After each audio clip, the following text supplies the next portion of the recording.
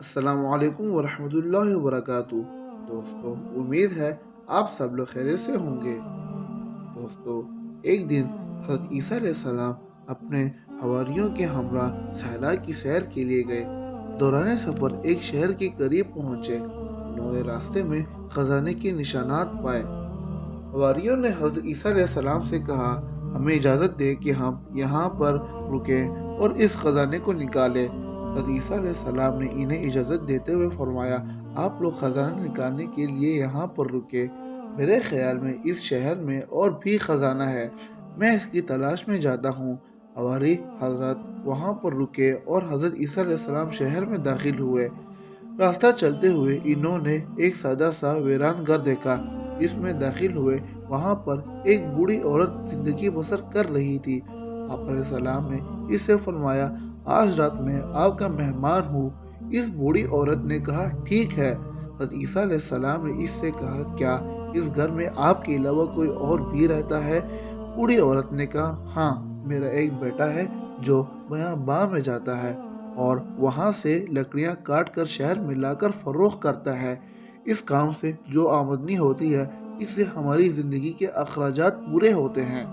اس کے بعد اس بوڑھی عورت جو حضرت عیسیٰ علیہ السلام کو نہیں جانتی تھی نے حضرت کو ایک کمرے میں علیحدگی جگہ دی تھی اور ان کے مہمان نوازی کی۔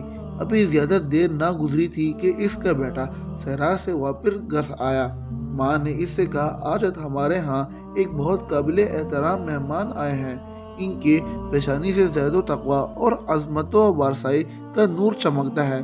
ان کی ہم نشینی کو خدمتیں سمجھو۔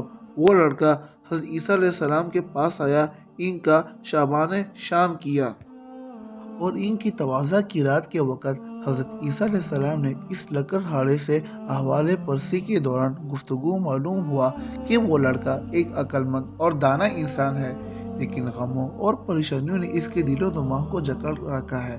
آپ نے اس سے فرمایا، میں یوں دیکھ رہا ہوں کہ آپ کے دل میں غموں کا پہاڑ ہے۔ لکڑہارے نے کہا، ہاں، میرے دل و دماغ میں غموں آندوہوں کا پہاڑ ہے کہ جسے برطرف کرنے پر کوئی بھی قادر نہیں ہے۔ حضرت عیسیٰ علیہ السلام نے فرمایا، اپنے دل کا غم میرے سامنے بیان کرو، شاید اللہ تعالیٰ اسے برطرف کرنے کے اسباب مجھے الہام کر دے۔ لکڑہارے نے کہا، ایک دن میں پشت پر لکڑیاں اٹھائے ہوئے بادشاہ کے محل کے قریب سے گزرا۔ میں نے محل کی طرف دیکھا تو میری نگاہ بادشاہ کی حسین و جمیل بیٹی پر پڑی۔ میں اس کے عشق میں گرفتار ہو گیا۔ دن بدن میرے دل میں اس کا عشق بڑھتا گیا۔ یہ کام میرے قدرت سے باہر ہے۔ اس دکھ کا موت کے سوا کوئی علاج نہیں ہے۔ حضرت عیسیٰ علیہ السلام نے فرمایا، اگر تم اس لڑکی کو چاہتے ہو تو میں تمہارے وصال کے وسائل مہیا کر سکتا ہوں۔ لکڑہارے نے سارا واقعہ اپنی والدہ کے گوشت گزار کیا۔ ماں نے کہا، اے میرے بیٹے، میرے خیال میں ہمارا یہ مہمان کوئی عظیم شخص ہے۔ اگر اس نے قول دے دیا ہے تو ضرور اسے پورا کرے گا۔ اس کے پاس جاؤ، وہ جو کچھ کہے اسے سنو اور اس کی اطاعت کرو۔ اگلی صبح لکڑہارا حضرت عیسیٰ علیہ السلام کے پاس آیا۔ حضرت عیسیٰ علیہ السلام نے اس سے کہا، بادشاہ کے پاس جاؤ اور اس سے اس کی لڑکی کا رشتہ مانگو۔ لکڑہارا محل کی طرف روانہ ہوا۔ جب وہ محل کے قریب پہنچا تو دربانوں نے اس کا راستہ روکا اور پوچھا، تمہیں بادشاہ سے کیا کام ہے؟ اس نے کہا، میں بادشاہ سے اس لڑکی کا رشتہ مانگنے آیا ہوں۔ وہ لوگ اس کا مذاق اڑاتے ہوئے ہنسے۔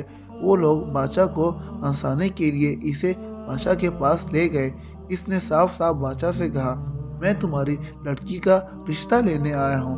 بادشاہ نے مذاق اڑاتے ہوئے کہا، میری بیٹی کا حق مہر اتنا مقدار گوہر باغوش سونا اور چاندی ہے، اور یہ مقدار اتنی ہے کہ حکومت کے خزانے میں بھی اتنی مقدار میں مال نہیں ہے۔ لکڑہارے نے کہا، میں ابھی جاتا ہوں، اس کا جواب بعد میں دوں گا۔ لکڑہارا حضرت عیسیٰ علیہ السلام کے پاس آیا اور سارا واقعہ بیان کیا۔ حضرت عیسیٰ علیہ السلام نے فرمایا کہ اس ویرانے میں جاؤ اور اتنی ہی مقدار میں ہیرے، جواہر، جواہرات اٹھا کر بادشاہ کے پاس لے جاؤ۔ لکڑہارے نے وہی کام کیا اور جواہرات لا کر بادشاہ کے سامنے رکھے۔ بادشاہ نے اس کے ساتھ گفتگو کی تو سمجھا کہ یہ سارے معجزات اس مہمان کے ہیں جو اس لکڑہارے کے گھر میں رہ رہا ہے، اور وہ مہمان حضرت عیسیٰ علیہ السلام کے علاوہ کوئی اور نہیں ہے۔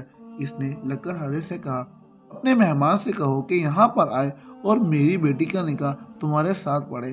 لکڑہارا حضرت عیسیٰ علیہ السلام کے پاس آیا۔ آپ علیہ السلام نے رات کے وقت بادشاہ کی لڑکی کا نکاح لکڑہارے سے پڑھا۔ اگلی صبح بادشاہ نے لکڑہارے کے ساتھ کچھ گفتگو کی تو اسے پتہ چلا کہ وہ ایک عقل مند شخص ہے۔ بادشاہ کی اس لڑکی کے علاوہ اور کوئی اولاد نہ تھی۔ اس نے لکڑہارے کو اپنا ولی عہد بنایا اور تمام درباریوں اور حکومتی افراد کو حکم دیا کہ اس کے داماد کی بیعت کریں۔ حکم کی اطاعت ہوئی۔ اگلی صبح اچانک مرگی کے دورے سے بادشاہ دنیا سے چل بسا۔ درباریوں اور حکومتی افراد نے اس کے لکڑہارے داماد کو تخت سلطنت پر بٹھایا اور ملک کے تمام اختیارات اس کے سپرد کیے، اور یوں وہ ایک ملک کا مقتدر بادشاہ بن گیا۔